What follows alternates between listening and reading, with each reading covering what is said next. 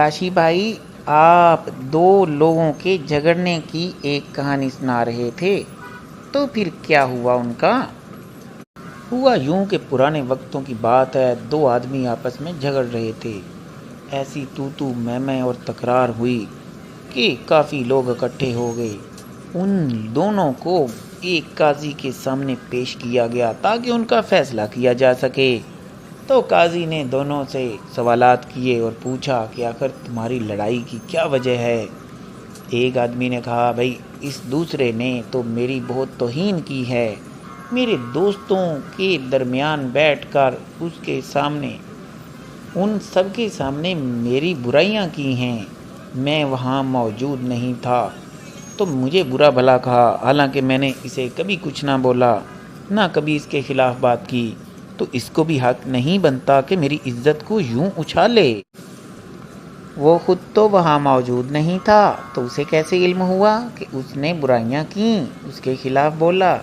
یہ کس نے اسے اطلاع دی؟ یہی تو سارا معاملہ خراب ایک تیسرے آدمی نے کیا جو سن رہا تھا۔ اس نے جا کر اس آدمی کو بتایا کہ بھائی تمہارے خلاف فلاں فلاں تمہارا دوست برائیاں کر رہا ہے، تمہارے خلاف باتیں کر رہا ہے۔ اور اسی طرح پھر وہ آدمی جا کر اس سے جھگڑا کہ آپ میرے خلاف باتیں کیوں کر رہے ہو؟ یہ ساری ایک تیلی آگ کی لگائی وہ تیسرا آدمی تھا۔ تو اس قاضی نے اس تیسرے کو بھی بلایا اور پھر اس سے کہا، بھائی آپ نے ان دونوں کو لڑوا دیا اور یہ دونوں جھگڑا کر کے آپس میں ایک دوسرے کے خلاف ہو گئے ہیں، ان کی دوستی جاتی رہی۔ اور اس تیسرے آدمی نے کہا، قاضی صاحب دیکھیے میں نے تو سچ بولا ہے، جو دیکھا وہ بتا دیا۔ تو قاضی نے کہا، یہ تم نے بڑا ہی ظلم کیا، ایسے سچ سے تو خاموشی بہتر تھی۔